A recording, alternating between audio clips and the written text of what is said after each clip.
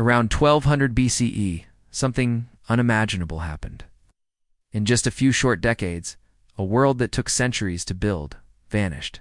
Greece, Egypt, Mesopotamia, the mighty Hittites, the Mycenaeans, all gone, not in one region, not in one kingdom, but across the entire known world.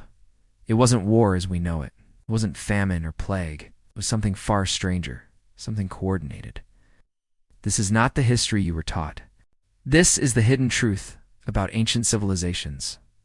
The Bronze Age was a time of wonder, a world connected by trade, diplomacy, language, and innovation.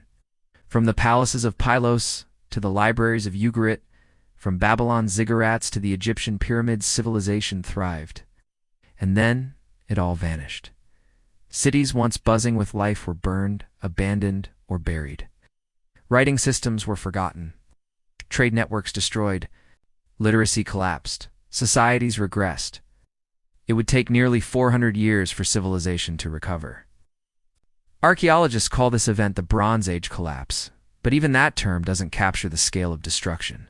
The entire Eastern Mediterranean fell into a dark age, and we still don't know why. But some ancient texts hold cryptic clues. One of the few civilizations that survived barely was ancient Egypt, and their records speak of a terrifying enemy, a mysterious confederation of warriors who came from the Sea Peoples.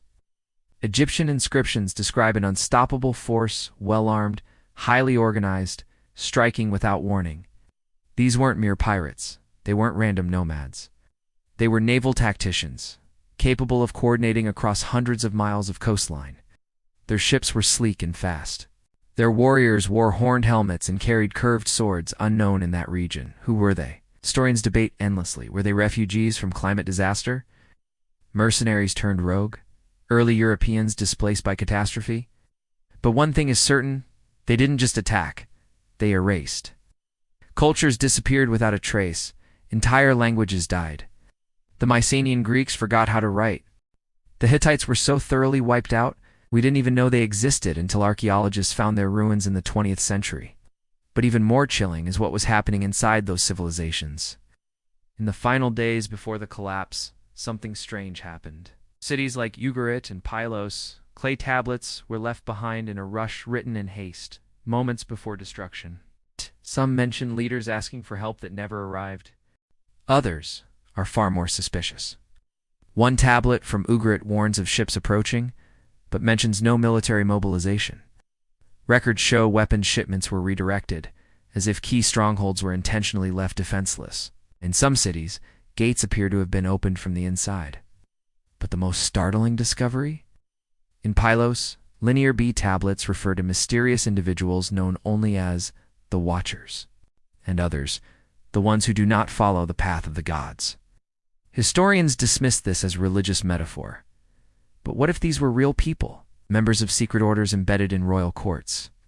Across the ancient world, we find symbols linked to these outsiders. These symbols are not isolated.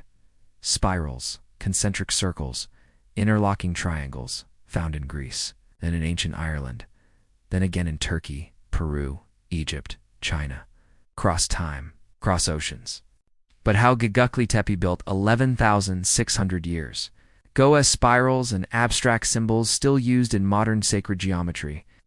Newgrange in Ireland, older than the pyramids, uses identical patterns carved into stone. In the Andes, similar shapes appear on walls built with surgical precision. These aren't just aesthetic, these shapes encode math. Spiral ratios match the golden ratio 1.618. The triangles encode Pythagorean relationships. The circles align with lunar, solar, and precessional cycles. Who taught people from opposite sides of the world, thousands of years apart, to carve the same exact message? And more importantly, why were they trying to preserve it? As the Bronze Age burned, not everything was lost. A hidden class of thinkers or Keteks, stargazers, and scholars found a way to embed their knowledge in stone. Historians call them wisdom keepers.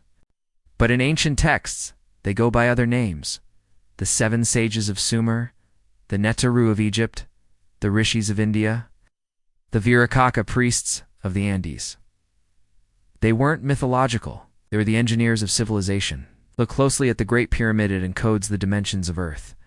Look at Angkor Wat. It maps the precession of the equinoxes. Chartres Cathedral in France contains pi to 15 decimal places centuries before modern math. And what's most haunting, these structures were designed to last, to outlive war, fire, and time itself. Because their builders believed we'd need this knowledge again.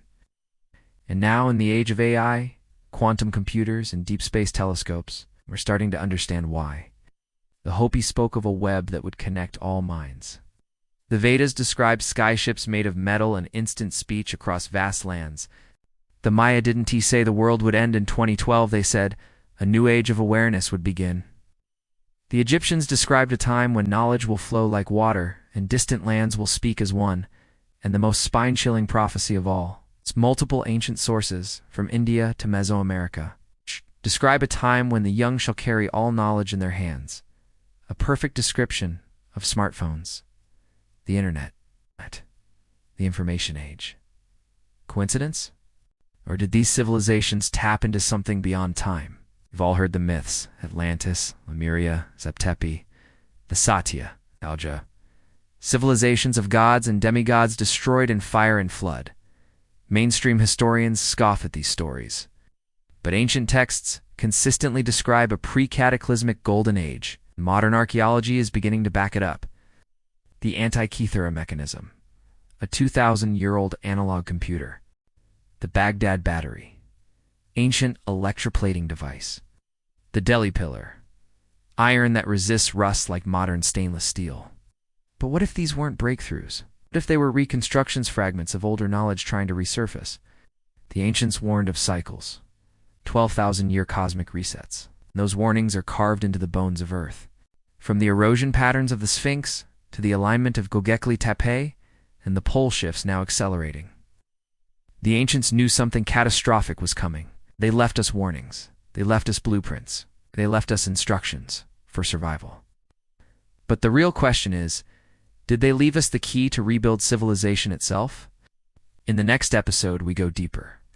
Into the ruins beneath ruins. Into knowledge encoded in temples, pyramids, even Washington, D.C., because the final secret may still be hidden in plain sight. Subscribe. Turn on the bell. You don't want to miss what's coming next.